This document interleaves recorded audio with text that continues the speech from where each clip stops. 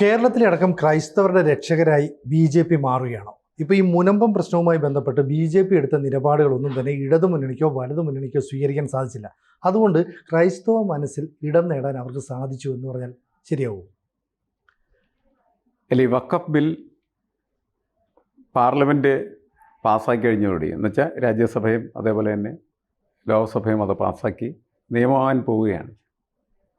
അതോടെ ക്രൈസ്തവരുടെ ഒരു വിശ്വാസം, ക്രൈസ്തവരുടെ പ്രശ്നങ്ങളെല്ലാം പരിഹരിക്കാനായിട്ട് BJPക്ക് കഴിയും എന്നുള്ളതാണ്. കാരണം കേരളത്തിലെപ്പോഴും ഒന്നില്ലെങ്കിൽ ഇടതു ഭരണം അല്ലെങ്കിൽ കോൺഗ്രസ് ഭരണം. ക്രൈസ്തവർ ഇതുവരെ നിന്നിരുന്നത് കോൺഗ്രസിനൊപ്പമായിരുന്നു. പക്ഷേ കോൺഗ്രസ്സിൽ അവർക്ക് ഒരു നേതൃത്വമില്ലാത്ത സ്ഥിതി ക്രൈസ്തവ നേതൃത്വം കോൺഗ്രസ്സിന് ഇപ്പോൾ ഇല്ല. നേരത്തെ ഉമ്മൻചാണ്ടി ഉണ്ടായിരുന്നത് വരെ അത് കൃത്യമായിട്ട് പരിപാലിക്കപ്പെട്ടിരുന്നു. പക്ഷേ അതിപ്പോൾ നഷ്ടപ്പെട്ടു. ഇപ്പോൾ കോൺഗ്രസ്സിനോട് അവരിങ്ങനെ വിട പറയാനായിട്ട് കാത്തു നിൽക്കുന്ന സമയത്താണ് മുനമ്പം വിഷയം കത്തിപ്പടരുന്നു. അത് പരിഹരിക്കുന്നതിൽ കോൺഗ്രസ്സിനോ ഇടതുപക്ഷത്തിനോ കഴിഞ്ഞില്ല.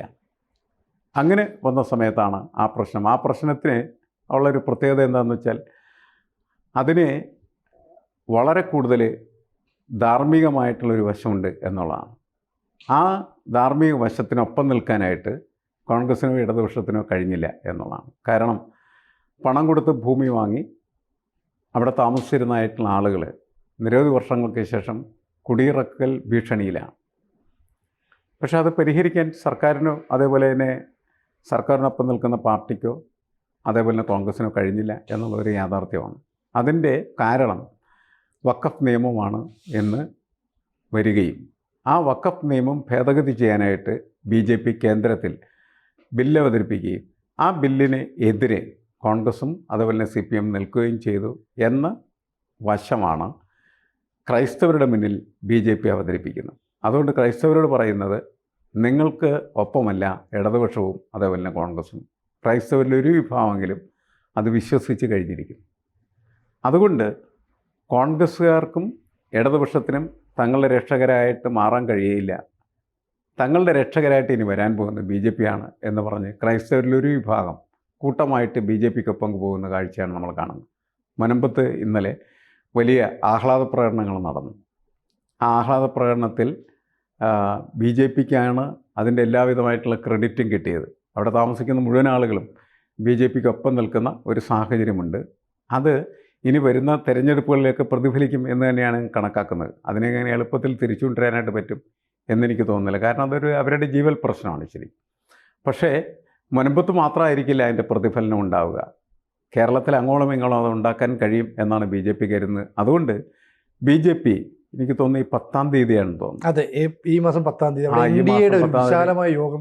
NDAയുടെ വിശാലമായിട്ടുള്ളൊരു യോഗം വിളിക്കാൻ തീരുമാനിക്കുകയും ഈ വിഷയത്തിനെ മുൻനിർത്തി ക്രൈസ്തവരുടെ ഇടയിലേക്ക് കടന്നു കയറാൻ അവർ പ്രചരണം ആരംഭിക്കാൻ തീരുമാനിക്കുകയും ചെയ്തു. അതൊരു വലിയ നീക്കമാണ്. കാരണം BJP എന്നതിനപ്പുറത്തേക്ക് NDA എന്ന് പറയുന്നൊരു മുന്നണി രൂപീകരിക്കുകയും SNDP അടക്കമുള്ള, അപ്പോൾ നമുക്കറിയാം തുഷാർ വെള്ളാപ്പള്ളി അതിൻ്റെ തലപ്പത്തുണ്ട്, അങ്ങനെയുള്ള ആളുകളെ NDA എന്ന് പറയുന്ന മുന്നണിയുടെ ഭാഗമാക്കാൻ ഉദ്ദേശിക്കുകയും ചെയ്തു. ഇടയ്ക്ക് ഈ പറയുന്ന ക്രൈസ്തവ വിഭാഗത്തിലെ കുറച്ച് ആളുകൾ ചേർന്ന്, ഇപ്പോൾ കാസ് ഉൾപ്പെടെയുള്ളവരൊക്കെ ചേർന്ന് ഒരു രാഷ്ട്രീയ പാർട്ടി രൂപീകരിക്കാനൊക്കെ ആലോചിച്ചിരുന്നു.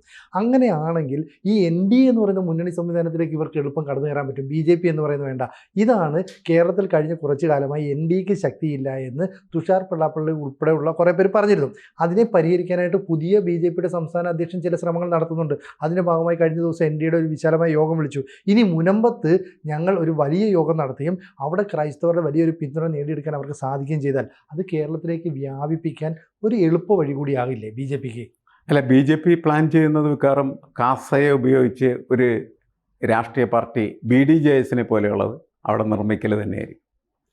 അങ്ങനെ നിർമ്മിച്ച് അതിനകത്ത് ക്രൈസ്തവരെ അണിനിരത്തി ക്രൈസ്തവരെ ഈ വോട്ട് ബാങ്കാക്കി മാറ്റുന്നതിൽ, BJPയുടെ തന്നെ വോട്ട് ബാങ്കാക്കി മാറ്റുന്നതിൽ അത് നല്ല ഒരു സംവിധാനമായി മാറിത്തീരാൻ സാധ്യതയുണ്ട്. കാരണം നേരിട്ട് ഈ പറയുന്ന ക്രൈസ്തവർ BJPയുടെ പ്രവർത്തകരായി മാറിത്തീരാനുള്ള സാധ്യത കുറവാണ് എന്ന് കണ്ടതുകൊണ്ട് തന്നെയാണ് കാസയിലൂടെ അത് വളരെ എളുപ്പത്തിൽ നിർവഹിക്കാനായിട്ട് കഴിയും.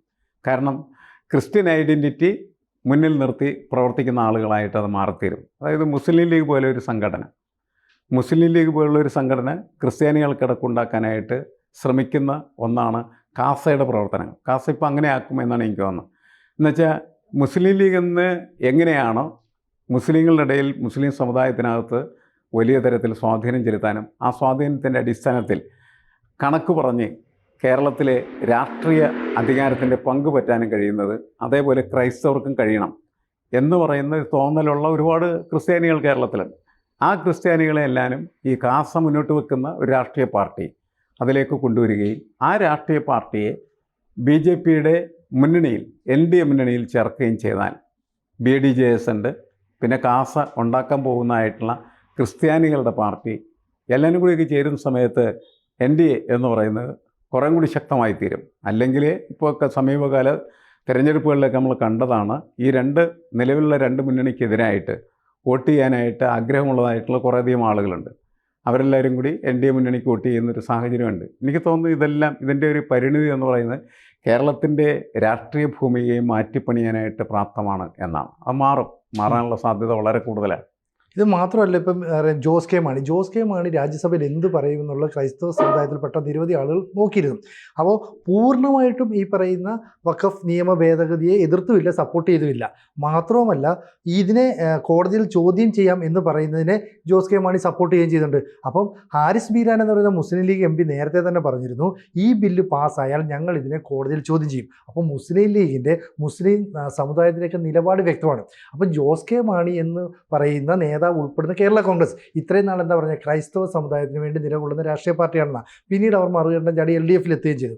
ഇവിടെ ജോസ് കെ മാണി പകുതി വഖഫ് അനുകൂല നിലപാടെടുക്കുന്നു, പകുതി മുസ്ലിം ലീഗിൻ്റെ അനുകൂല നിലപാടെടുക്കുന്നു. അപ്പോൾ സ്വാഭാവികമായും ഒരു രാഷ്ട്രീയ പാർട്ടി ഇനി വേണമെന്ന് ഈ ക്രൈസ്തവ സമുദായം തീരുമാനിച്ചാൽ BJP എല്ലാ പിന്തുണയുമായി ഒപ്പം നിൽക്കും. മാത്രമല്ല, മോദി അല്ലെങ്കിൽ അമിത്ഷാ എന്നിവരൊക്കെയാണ് മികച്ച നേതാക്കൾ എന്നുള്ള ഒരു അഭിപ്രായം ഇപ്പോൾ ക്രൈസ്തവ സഭാ മേലധ്യക്ഷന്മാർക്ക് പോലും തോന്നി തുടങ്ങിയിട്ടുണ്ട്.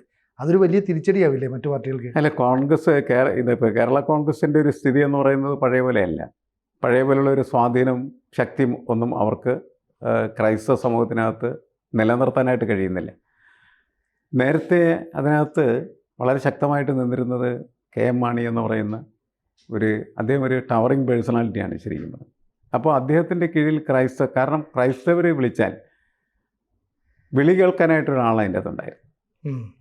ഏത് ബിഷപ്പിനും വിളിച്ച് മാണിയോട് പറയാം, മാണിക്കുഞ്ഞെ ഇത് നമുക്കെതിരാടാ, അതുകൊണ്ട് നീ ഞങ്ങളുടെ ഒപ്പം നിൽക്കുമെന്ന് പറഞ്ഞാൽ മാണിക്കുഞ്ഞ് നിൽക്കുമായിരുന്നു. അങ്ങനത്തെ മാണിക്കുഞ്ഞുങ്ങൾ ഇപ്പോൾ ഇല്ല. ജോസ് കെ മാണി എന്ന് പറഞ്ഞതിനിടയിൽ രാഷ്ട്രീയത്തിൽ അദ്ദേഹത്തിന് എത്രമാത്രം സ്വാധീനമുണ്ട് എന്നത് നമ്മൾ കണ്ടതാണ്. വലിയ കാര്യമായിട്ടുള്ള സ്വാധീനമൊന്നുമില്ല. പക്ഷേ ഒരു പാർട്ടി എന്ന നിലയ്ക്ക് നടക്കുന്ന സ്വാധീനം മാത്രമേ ഉള്ളൂ. പാർട്ടി എന്ന നിലയ്ക്ക് നടക്കുന്ന സ്വാധീനം മാത്രം പോരാ ഇത്തരം കാര്യങ്ങൾ. അതിനപ്പുറത്തേക്കുള്ള ഒരു കഴിവുണ്ടെങ്കിൽ മാത്രമാണ് മുന്നോട്ട് പോകാനായിട്ട് കഴിയുള്ളൂ. നമ്മളുടെ ഈ സമീപകാല രാഷ്ട്രീയ പ്രക്രിയകളെല്ലാം പൂർത്തീകരിക്കപ്പെടുന്ന സമയത്ത് കേരളത്തിൽ നിന്ന് കേരള കോൺഗ്രസ്, RSP ഇങ്ങനെയൊക്കെയുള്ള പാർട്ടികൾ തന്നെ ഇല്ലാതാവും.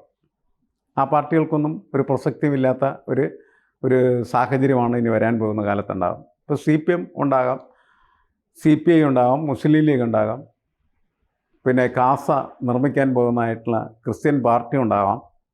കേരള കോൺഗ്രസ് ദുർബലപ്പെട്ടു പോകാനുള്ള സാധ്യത കൂടുതലാണ് അങ്ങനെ വരുമ്പോൾ. കാരണം ക്രിസ്ത്യൻ താല്പര്യം സംരക്ഷിക്കാനായിട്ട് കേരള കോൺഗ്രസ് വേണ്ട, കാസയുടെ പുതിയ പാർട്ടി മതി എന്ന് തീരുമാനിച്ചാൽ കുറേ ക്രിസ്ത്യാനികളെങ്കിലും അതിന് കൂടെ പോകാനുള്ള സാധ്യത ഉണ്ട്.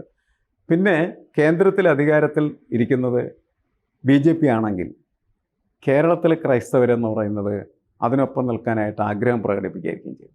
ഇപ്പോൾ ഈ കഴിഞ്ഞ ദിവസം ജബൽപൂരിൽ ക്രിസ്ത്യാനികൾക്കെതിരെ വലിയ ആക്രമണമൊക്കെ ഉണ്ടായി. അതൊക്കെ ഇടയ്ക്കിടയ്ക്ക് സംഭവിക്കുന്നതാണ്. കേരളത്തിൽ എന്തായാലും അങ്ങനെ ആക്രമണം ഉണ്ടാവില്ലെന്ന് അവർക്കറിയാം. അപ്പോൾ അതുകൊണ്ട് ആരുടെ കൂടെ നിന്നാലാണ് കൂടുതൽ മെച്ചം, അവർക്കൊപ്പം നിൽക്കുക. ആക്രമണമൊന്നും കേരളത്തിൻ്റെ ഒരു പ്രത്യേക രാഷ്ട്രീയ ഭൂമികയിൽ ക്രിസ്ത്യാനികൾക്ക് ഉണ്ടാവില്ല, മുസ്ലിങ്ങൾക്ക് ഉണ്ടാവില്ല, ആർക്കും ഉണ്ടാവില്ലെന്ന് എല്ലാവർക്കും അറിയാം. അപ്പോൾ അവർക്ക് എല്ലാവർക്കും ആഗ്രഹം, അത് മുസ്ലിം ലീഗിനായാലും ഇനി കാസ ഉണ്ടാക്കാൻ പോകുന്നതായിട്ടുള്ള രാഷ്ട്രീയ പാർട്ടിക്കായിട്ടുള്ള ആഗ്രഹം എന്താണെന്ന് വെച്ചിട്ടുണ്ടെങ്കിൽ അവർക്ക് എത്രമാത്രം രാഷ്ട്രീയ പങ്കാളിത്തം, രാഷ്ട്രീയ അധികാരത്തിൻ്റെ പങ്കാളിത്തം ലഭിക്കുമെന്ന അന്വേഷണമായിരിക്കും. ആ അന്വേഷണത്തിന് സഹായകരമായ ഒരു രാഷ്ട്രീയ കാലാവസ്ഥയും അന്തരീക്ഷവുമാണ് വരാൻ പോകുന്നൊരു കാലത്ത് കേരളത്തിൽ വളർന്നു വരാൻ പോകുന്നതെന്ന് എനിക്ക് തോന്നുന്നു. അത് സ്വാഭാവികമായിട്ടും BJPക്ക് ഒരു വളർച്ച നേടേണ്ട കാലമാണ്. ഇപ്പോൾ 5% വോട്ട് ഷെയർ എന്നുള്ളത് 20% വരെ വർദ്ധിപ്പിക്കാൻ അവർക്ക് സാധിച്ചു. രാജീവ് ചന്ദ്രശേഖർ എന്ന് പറയുന്ന പുതിയ അധ്യക്ഷൻ വരുന്നു. അപ്പോൾ എല്ലാ മേഖലയിലും ഒരു ഉടച്ചുവാർക്കൽ അത് സംഭവിക്കും. അപ്പോഴാണ് ഈ തദ്ദേശ ഭരണ തെരഞ്ഞെടുപ്പ് നമ്മുടെ പടിവാതിൽക്കലേക്ക് എത്തിവരുന്നത്. ആ സമയത്ത് ഇപ്പോൾ കോട്ടയം ഉൾപ്പെടെയുള്ള ഈ കിഴക്കൻ മലയോര മേഖല, അവിടെ കേരള കോൺഗ്രസിനുണ്ടായിരുന്ന സ്വാധീനം, ഇനി ആ സ്വാധീനം അവർ LDFനൊപ്പം കേരള കോൺഗ്രസ് നൽകുമോ, അതല്ല UDFൻ്റെ നിലപാട് പച്ചയ്ക്ക് അവർ കണ്ടതാണ്, UDFനൊപ്പം നിൽക്കുമോ, അത് രണ്ടുമല്ലെങ്കിൽ BJPയുടെ വളർച്ചയ്ക്ക് അവർ ഒരു പ്രേരണ നൽകും എന്ന് നമ്മൾ മനസ്സിലാക്കണം. അങ്ങനെയല്ലേ? അല്ല, BJPയുടെ വളർച്ചയ്ക്ക് പ്രേരണ നൽകുന്ന തരത്തിലായിരിക്കാം ആ കാര്യങ്ങൾ മാറാൻ പോകുന്നതെന്നാണ് എനിക്ക് തോന്നുന്നത്. അതിൻ്റെ കുഴപ്പങ്ങൾ മുഴുവനും, അല്ലെങ്കിൽ അങ്ങനെ കാര്യങ്ങൾ പോകുന്നതിനുള്ള മുഴുവൻ കുഴപ്പവും ഉണ്ടാക്കിയിട്ടുള്ളത് ഇടതുപക്ഷവും കോൺഗ്രസും അതേപോലെ തന്നെ കേരള കോൺഗ്രസും ഒക്കെയാണ്. BJPക്ക് വളരെ സ്പേസ് ഉണ്ടാക്കിക്കൊടുത്ത അവർ തന്നെയാണ്. അവരുടെ പ്രവർത്തനങ്ങളിൽ വരുന്ന വീഴ്ചകളിൽ നിന്നാണ് BJP വളർന്നു വരുന്നത്. കുറേ കഴിയുന്ന സമയത്താണ് പിന്നെ BJPയുടെ പ്രവർത്തനം ശരിയായിട്ടുള്ളതാണോ ഇല്ലയോ എന്ന് പരിശോധിക്കാൻ പോകുന്നത്. അതാണ് സംഭവിക്കാൻ പോകുന്നത്. എല്ലാ രാഷ്ട്രീയ പാർട്ടികളും ഈ കടന്നു വരുന്ന സമയത്തൊക്കെ വളരെ ആവേശകരമായിട്ട് ആളുകളുടെ പ്രശ്നങ്ങൾ ഏറ്റെടുക്കാനായിട്ട് ശ്രമിക്കും. കുറേ കഴിയുന്ന സമയത്ത് അവൻ്റെ യഥാർത്ഥ സ്വഭാവം കാണിക്കും. അങ്ങനെയാണ് ജനങ്ങൾക്കത് മടുക്കുന്നത്. ഇവരൊക്കെ ഇങ്ങനെ മടുത്ത് പോകുന്ന രീതിയിലേക്ക് കാര്യങ്ങൾ മാറുന്നുണ്ട്. എന്തായാലും പഴയ തലമുറയിലെ നേതാക്കൾ അവരെല്ലാം തന്നെ അസ്തമിച്ചു പോകുന്ന മുറക്ക് പുതിയ തലമുറ അധികാരത്തിലേക്ക് വരികയും പുതിയ തലമുറ സൃഷ്ടിക്കുന്ന രാഷ്ട്രീയം മറ്റൊന്നായി മാറിത്തീരുകയും ചെയ്യും. ഇപ്പോൾ ഉമ്മൻചാണ്ടി നമുക്ക് നഷ്ടമായി കഴിഞ്ഞിരിക്കുന്നു, KM മാണി പോയി കഴിഞ്ഞിരിക്കുന്നു, VS നിശബ്ദനായി കഴിഞ്ഞിരിക്കുന്നു, പിണറായി വിജയനും ഏതാണ്ട് രോഗാവസ്ഥയിലൊക്കെയാണ് അദ്ദേഹം പോകും. അപ്പോൾ ആ ഒരു തലമുറ മാറിക്കഴിഞ്ഞാൽ പിന്നെ എന്താ സംഭവിക്കാൻ പോകണമെന്ന് വെച്ച് കഴിഞ്ഞാൽ പുതിയ ഒരു രാഷ്ട്രീയമായിരിക്കും. ആ പുതിയ രാഷ്ട്രീയത്തിൽ എന്തൊക്കെ സംഭവിക്കുമെന്ന് നമുക്ക് പറയാൻ കഴിയില്ല. അപ്പോൾ ക്രൈസ്തവരുടെ രക്ഷ BJPയിലേക്ക് എത്തുന്നു എന്നുള്ള ഒരു സന്ദേശമാണ് മുന്നിൽ വരുന്നത്. നമുക്ക് കാത്തിരിക്കാൻ സംഭവിക്കും. കൂടുതൽ വാർത്തകളും വിശേഷങ്ങളും നിങ്ങളിലേക്ക് എത്താൻ ABC മലയാളം സബ്സ്ക്രൈബ് ചെയ്യുക, ബെൽ ബട്ടണും അമർത്തുക.